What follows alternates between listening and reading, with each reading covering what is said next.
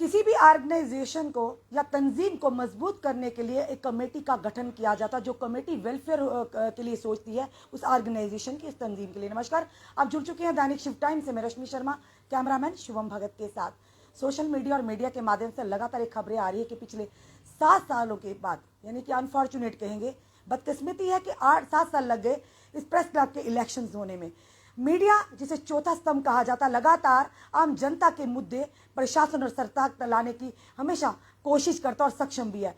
वहीं दूसरी तरफ बात कीजिए पत्रकारों की, जब उनको कोई परेशानी आती है, मुसीबत आती है, उनकी बात को कौन प्रशासन और सरकार तक लाए। सबसे बड़ी बात यह, अब जिस तरह से इलेक्शन होने जा रहे हैं, अब एक नई टीम का गठन होगा। सवाल बड़ा ये है कि आखिर वो नई टीम क्या मैनिफेस्टो लेकर आई है। क्योंकि पहले की अगर बात करें, कई सारे पत्रकारों की शिकायतें भी हैं, और साथ करके बात करें कि अगर जो फीमेल जर्नलिस्ट है, ना कहीं उनको बैठने की जगह है, ना कहीं पानी पीने की जगह है, ना ही कोई उनकी परेशानियों को दूर करने के लिए कोई उनकी आवाज़ को सुनता है। सबसे बड़ा सवाल ये है। और सवाल ये कि जो पहली टीम थी, आज तक हम बिल्कुल ही बड़ी ये कहेंगे निष्पक्षता से कहेंगे, आज तक हमें भी नहीं पता कि पहली टीम में कौन था कौन नहीं।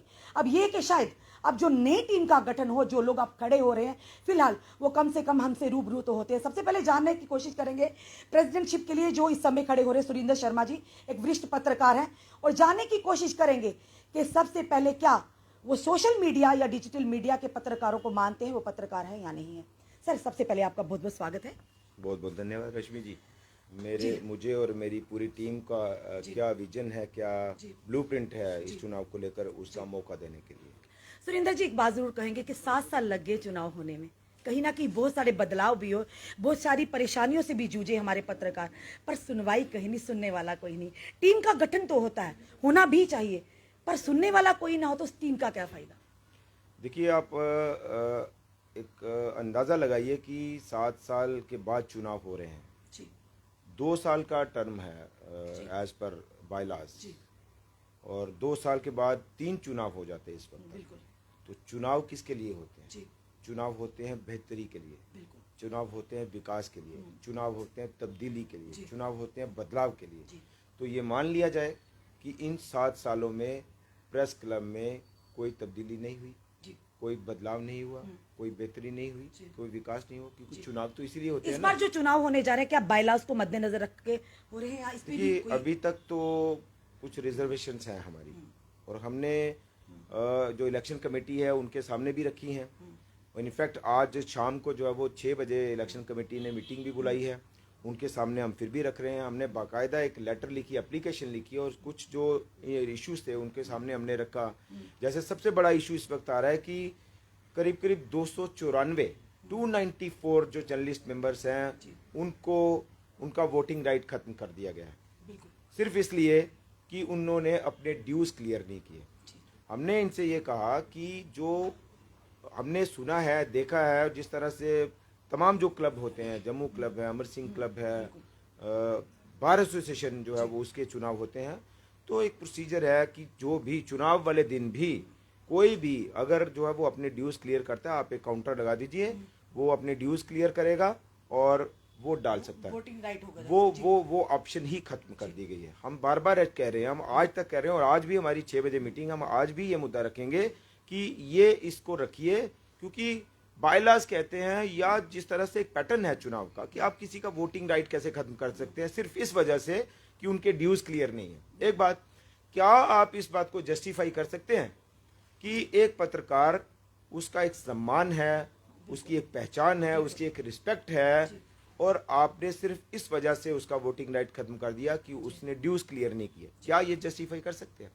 दूसरी बात, क्या आप में से किसी ने ये जानने की कोशिश की कि क्या वो अपने ड्यूज क्लियर करने की पोजीशन में है भी कि नहीं? मैं सीधा ये नहीं कहूंगा कि उसके पास पैसे है भी नहीं, लेकिन आपने ये बात फैला दी कि फला पत्रकार के पास पैसे ही नहीं थे। आज ये चर्चा चल रही है ना।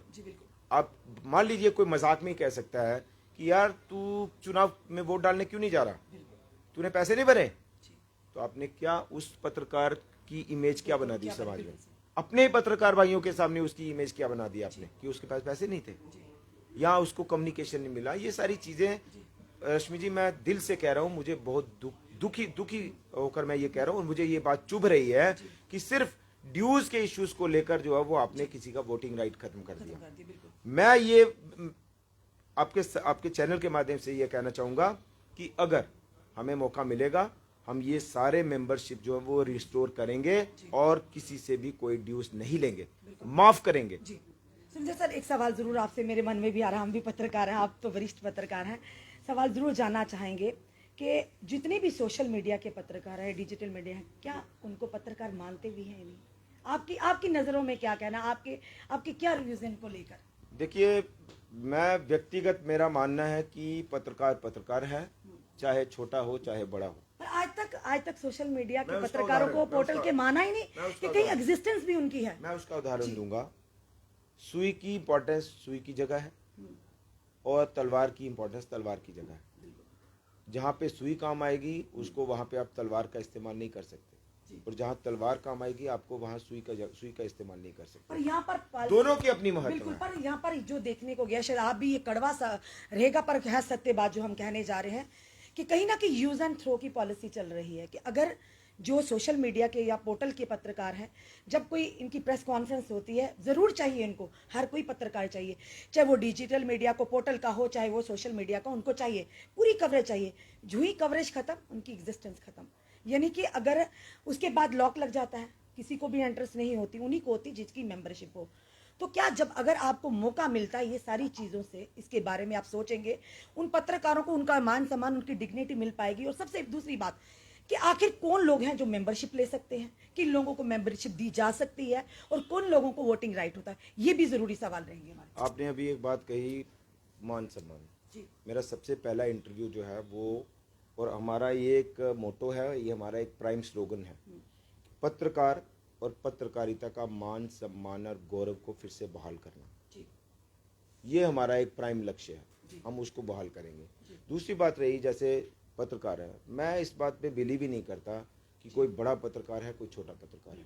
पत्रकार है, जिसकी जितनी जितनी जहाँ भूमिका है वो निभा रहा है। दूसरी एक ये भी एक प्रोपेगेंडा जो है वो चलाया जा रहा है कि देखिए ये शायद से सोशल मीडिया सारा का सारा सोशल मीडिया ये प्रेस क्लब के अंदर ले जाएंगे, ये चलाया जा रहा है अभी। मैं ये कह रहा हूँ इस वक्त मान लीजिए, तो फिर एक चीज और एक बड़ी इंपॉर्टेंट चीज अगर चलाया जाए, फिर ये लोग खुद क्यों बुलाते हैं? मैं सोशल मीडिया वो उनका जवाब वही तो कह रहे हैं, फिर क्यों बुलाते हैं? फिर उनको जरूरत होती तब आप बुलाते हो, तब छोड़ दे। अगर आप ये कर रहे हैं, अगर आपकी सोच है तो बड़ी अच्छी बात है ना, कहीं ना कहीं उन लोगों को दुख तो एक मन में टीस तो नहीं ना उठेगी। मैं ये कह रहा हूँ कि मान लीजिए पूरे जम्मू कश्मीर में इस वक्त 1000 सोशल मीडिया जर्नलिस्ट हैं, 1000 सोशल मीडिया। अगर वो 1000 सोशल मीडिया जर्नलिस्ट जो है वो काम कर रहे हैं, घर चला रहे हैं, अपना गुजारा चला रहे हैं, अपने घर का चूल्हा चला रहे हैं, अगर वो सोशल मीडिया में नहीं हो, ये काम नहीं हो, तो वो क्या करेंगे? किसी क्रिमिनल एक्टिविटी में इन्वॉल्व होंगे, कहीं तस्करी करेंगे, नशे की तस्करी करेंगे, गलत काम करेंगे ना, ठीक काम तो नहीं करेंगे। और अगर 1000 सोशल मीडिया जर्नलिस्ट में से अगर आप 100 जर्नलिस्ट के कैलिबर को भी पहचान लें, 100 में से 50 को भी आप उस दिशा में ले जाएं कि वो एक अच्छा पत्रकार बने, वो पत्रकारिता के मुकाम को छुए, वो समाज के लिए काम करे, वो देश के लिए काम करे, तो उसमें क्या बुराई होगी? यानी 1000 में से 50 पत्रकारों को तो आप ग्रूम करिए, और वो 50 पत्रकार कल को बेहतर पत्रकार बन के अगर इस इंस्टीट्यूशन का हिस्सा बने, उसमें क्या दिक्कत है? उसमें क्या परेशानी है? मुझे तो नहीं लगता कोई परेशानी होनी चाहिए। सुरेंद्र जी, आप क्या मैनिफेस्टो लेकर आए हैं, ये आपसे जानना चाहेंगे। एज ए प्रधान के तौर पर आपने जो अपना नॉमिनेशन भरा, आपका क्या विजन रहेगा? आप क्या मैनिफेस्टो में रखकर सामने चले, ताकि जो भी इस समय पत्रकार भाई बंधु हमें देख रहे हैं वो कहीं ना कहीं उनको विश्वास हो कि अब बदलाव होने वाला या होगा जरूर? मुझे लगता है आपके चेहरे के हाव भाव दिखा रहे हैं इस वक्त, मुझे लग रहा है कि, क्योंकि सुरेंद्र जी मन में हमारे भी कहीं ना कहीं आज मौका मिला है कि हमें भी अपनी बात को रखने का आपके माध्यम से, क्योंकि कहीं ना कहीं तकलीफ है हमें, क्योंकि हमें भी 5 साल हो गए इस प्रेस क्लब में आते हुए, क्या गतिविधियां हो रही, क्योंकि पूरा दिन हम वही रहते हैं और वही खड़े रहते हैं पीपल के पेड़ पर। हाँ बिल्कुल, वही कह रहे हैं। देखिए ये हमें जो बातें हैं ये बड़ी चुभती है कि हमारे चाहे छोटा पत्रकार बड़ा पत्रकार, ये इनकी डेफिनेशन हो सकती है, किसी और की डेफिनेशन हो सकती है, मेरी नहीं है, मेरी डिक्शनरी में ये नहीं है। दूसरा ये कि अभी जैसा जून जुलाई का मौसम होगा, अभी हम देखते हैं हमारे कुछ लोग सीढ़ियों पे बैठे होते हैं, बिल्कुल। कुछ लोग हमारे एग्जीबिशन ग्राउंड के पीछे कुछ लोग बंटी बेग की दुकान के बाहर बैठे वहाँ होते बैठे होते हैं। जी जी। तो हमारी ये कोशिश रहेगी, प्राथमिकता रहेगी और हम करेंगे कि ये कम से कम एक अच्छी बैठने की जगह तो उसकी उसकी व्यवस्था तो की जाए। पीने का पानी तो हम दे सकते हैं किसी को, या वो भी नहीं दे सकते, जी इसकी व्यवस्था भी की जाए। जी। दूसरा ये आपने कहा कि मैं जो विजन है वो क्या है। देखिए, वेलफेयर ऑफ जर्नलिस्ट, और उसके लिए जो पत्रकार का एक जब हमने रश्मि जी काम शुरू किया तो तब एक क्रेज थी सोसाइटी में जर्नलिस्ट की, और जर्नलिस्ट जो है वो माना जाता है वो किसी का दुश्मन नहीं है, वो सबका दोस्त है, सब उसके साथ बैठना चाहते हैं और बैठते हैं। सरकार भी, समाज भी, पुलिस वाले भी, हर एक के कांटेक्ट में जर्नलिस्ट, हर एक के कांटेक्ट में है।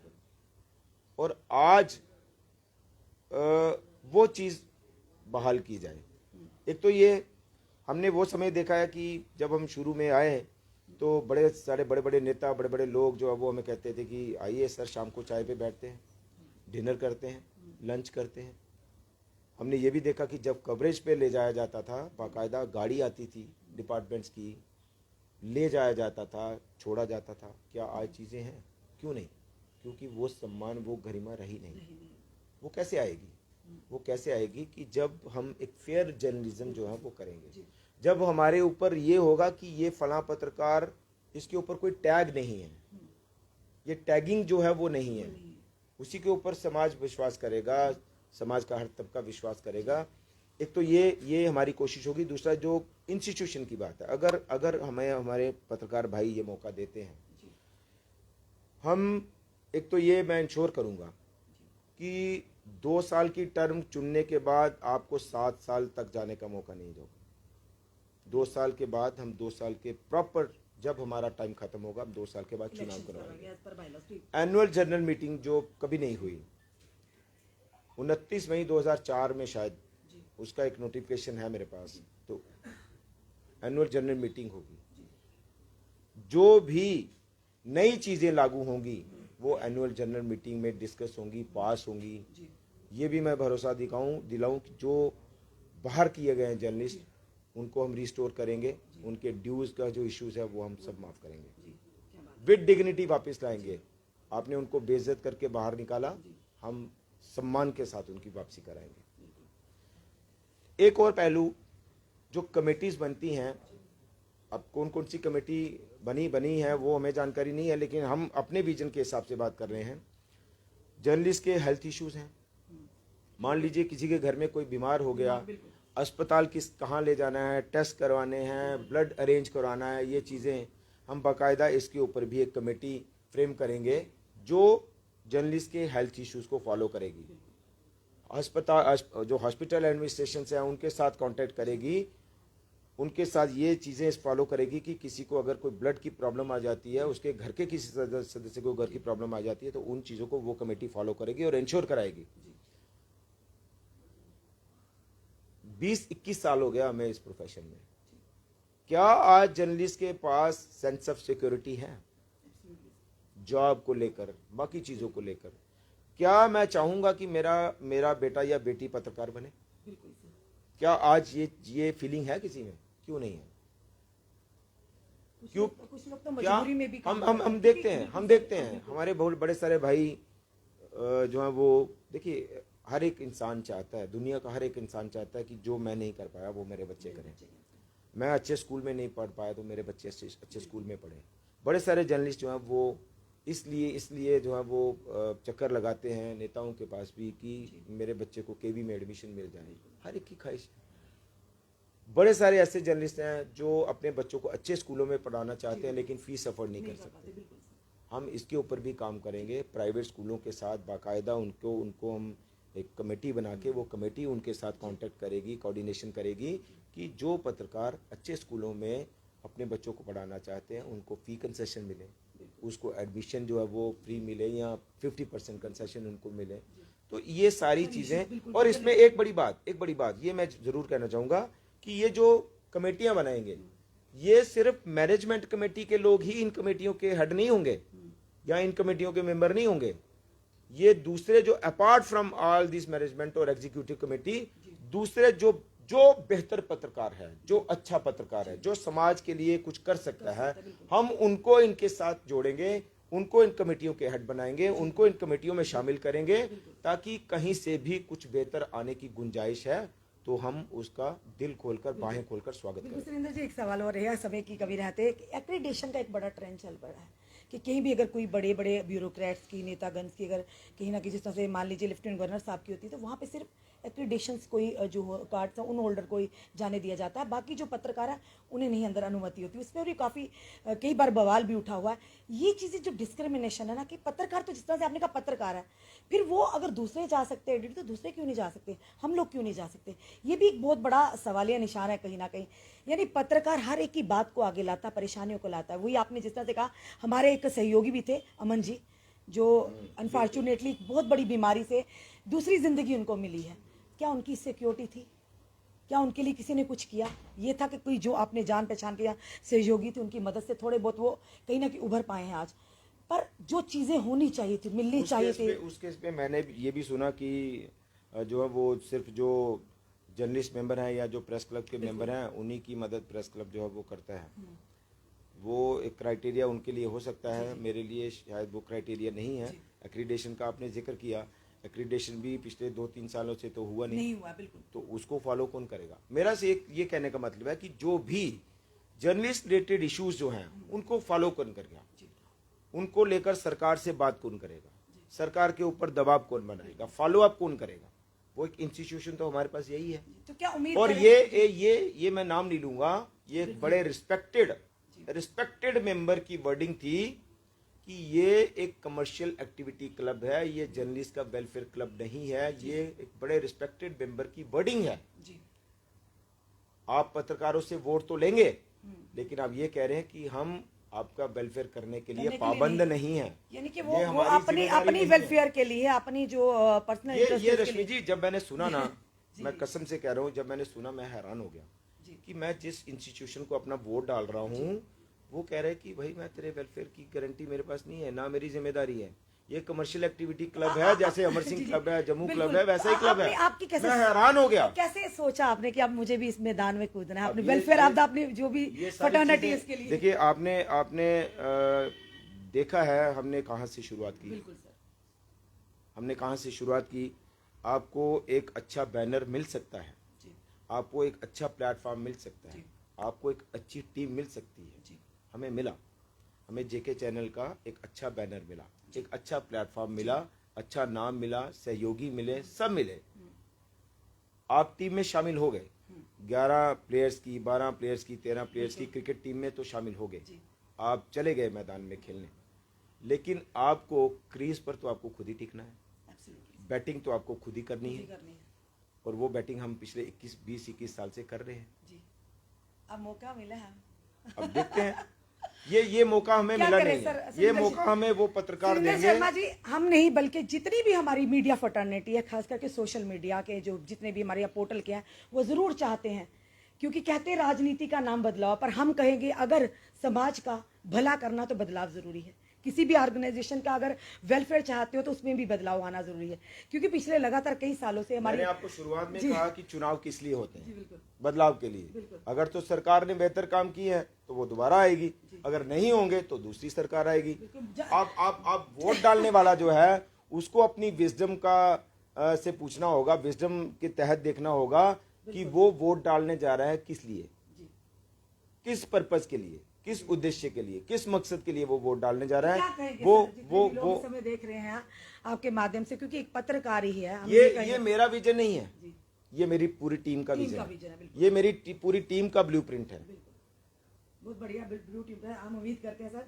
चलिए सुंदर सर, बहुत बहुत धन्यवाद हमारे साथ जुड़ने के लिए। कहीं ना कहीं उम्मीद की किरण जागी है, एक उम्मीद की किरण जागी है। हम जरूर ये कहेंगे, हम डरेंगे नहीं और झुकेंगे नहीं, अपना काम जिस तरह से करते हैं निष्पक्षता से करते रहेंगे, और वाकई जो नेता जनता के हित के लिए सोचेगा हम उसको जरूर जनता तक लाएंगे। और जो हमारे जो सुरेंद्र शर्मा सर, एक चीज मैं थोड़ा सा कहना चाहूंगा, 2 मिनट का वक्त लूंगा। जैसे हमने कहा कि वो जो मेंबर निकाले गए हैं, ये पिछली सूची है जो पिछला चुनाव हुआ था 2015 में, ये उसकी सूची है, ये आप भी देख सकते हैं, नेम, ऑर्गेनाइजेशन और कॉन्टैक्ट ये नंबर। थोड़ा सा असर हमारे बिल्कुल मैं दिखाऊंगा कि ये सूची है जिसमें पूरी जो डिटेल है कि कॉन्टैक्ट नंबर है, ऑर्गेनाइजेशन है, डिटेल है, ताकि किसी को कोई दिक्कत ना हो किसी वोटर से कांटेक्ट करने के लिए। इस बार जो 591 लोगों की जो लिस्ट है, ये आप देखिए, सिर्फ मेंबरशिप नंबर है और मेंबर नेम है, ना ऑर्गेनाइजेशन का नंबर है, ना कांटेक्ट नंबर है। सिर्फ ये माइंड गेम खेलने के लिए कि दूसरी टीम को ये पता नहीं चले कि ये ऑर्गेनाइजेशन कौन सी है और ये लोग उसको कांटेक्ट ही नहीं कर पाएंगे। ये कंप्यूटराइज है, ये भी कंप्यूटराइज है और ये भी कंप्यूटराइज है। ये सारी चीजें आपके सामने। एक चीज जरूर मैं जानना चाहूंगी जाते जाते कि किन लोगों को मेंबरशिप मिलने चाहिए आने वाले समय में, किन लोगों को मेंबर होना चाहिए, किन लोगों को मेंबरशिप मिलती है, ये जरूर जानना चाहूंगी आपसे। जो बेहतर है, जो जर्नलिज्म के लिए बेहतर कर सकता है, जो समाज के लिए बेहतर कर सकता है, जो देश के लिए बेहतर कर सकता है, जो पत्रकारिता के मान सम्मान और गौरव पर काम कर रहा है, उसको इस इंस्टीट्यूशन का हिस्सा बनना चाहिए और उसको बनने से कोई रोक भी नहीं सकता। धन्यवाद सुरेंद्र जी हमारे साथ जुड़ने के लिए। ये थे हमारे साथ सुरेंद्र शर्मा, जो कि वरिष्ठ पत्रकार है और बड़ी सूझबूझ के साथ आज जो चर्चा का विषय रहे कहीं ना कहीं पत्रकारों के लिए। हम बार बार कहते हैं हम अपनी फटर्निटी के साथ, पर सवाल यह है कि जो मीडिया कर्मी, जो फटर्निटी हमेशा हम जनता की आवाज को उठाती है, उनके मुद्दों को आगे ले जाए। आज कहीं ना कहीं चौथा स्तंभ भी कहा जाता है, पर क्या आज तक किसी ने प्रयास किया इस चौथे स्तंभ को मजबूत करने के लिए? यही पत्रकार नेताओं को बनाते हैं। स्तंभ इस्तेमाल किया जाता है, इस्तेमाल, वही तो कह रही हैं, अब चौथे इस्तेमाल स्तंभ को, चाहे वो नेता हो या मुझे इस्तेमाल बिल्कुल, चाहे वो नेता हो किसी पार्टी के, चाहे किसी ऑर्गेनाइजेशन के हो, सिर्फ इस चौथे स्तंभ को, सिर्फ सही कहा सुरेंद्र शर्मा सर ने कि सिर्फ इस्तेमाल किया, यूज एंड थ्रो की पॉलिसी है। और अब निर्णय हमारे पत्रकारों का होगा, पूरी फटर्निटी का होगा। क्या आने वाले समय में आप बदलाव चाहते हैं? जो हमारी डिग्निटी, हमारी क्रेडिबिलिटी खो गई है कहीं ना कहीं, आज यही लोग कहते हैं, यही एक फिक्रा सोशल मीडिया के माध्यम से करते हैं कि हर कोई पत्रकार है, कोई भी उठाता है माइक चल पड़ता, क्योंकि हमारा कोई भी प्रतिनिधि नहीं है, कोई भी हमारे साथ कंधा उठाकर मिलाकर चलने वाला नहीं, कोई भी हमारे लिए आवाज उठाने वाला नहीं। हम उम्मीद करते हैं जितने भी हमारे पत्रकार भाई बंधु देख रहे हैं, हम जरूर ये चाहेंगे, अब मौका जरूर मिलना चाहिए उन लोगों को जो मीडिया फटर्निटी के लिए कुछ करना चाहते हैं, जो कहीं ना कहीं अपनी डिग्निटी, अपने मान सम्मान को वापस हम तक लाना चाहते हैं। उनकी जरूर मदद करनी चाहिए। हम चाहेंगे सुरेंद्र शर्मा जी की टीम को सपोर्ट करें ताकि ये हमारे प्रतिनिधि बनकर आए और जो इन्होंने अपना विजन लेकर चले हैं, अपना मैनिफेस्टो लेकर, वाकई कहीं ना कहीं पत्रकारों के हित के लिए। अब देखना यह है कि आने वाले समय में ये इलेक्शन क्या रंग लाते हैं। ये फैसला चाहे इलेक्शन सियासी पार्टियों को है, फैसला तो जनता को करना। अब इस बार जो फैसला है हमारे पत्रकार भाई बंधुओं को करना। जितने भी वोटर्स या जितने भी हमारे एग्जीक्यूटिव मेंबर्स देख रहे हैं, सुरेंद्र शर्मा जी की टीम को अब सपोर्ट जरूर कीजिए, क्योंकि अब हम भी चाहते हैं बदलाव, हम भी चाहते हैं अपनी डिग्निटी, हम भी चाहते हैं हमारी क्रेडिबिलिटी पर कोई भी सवाल ना उठाए। अपने कमेंट जरूर कमेंट बॉक्स में दीजिए, इस वीडियो को जितना हो सके शेयर कीजिए। जुड़े रहिए हमारे साथ अगले अपडेट के लिए। जय हिंद, जय भारत। धन्यवाद।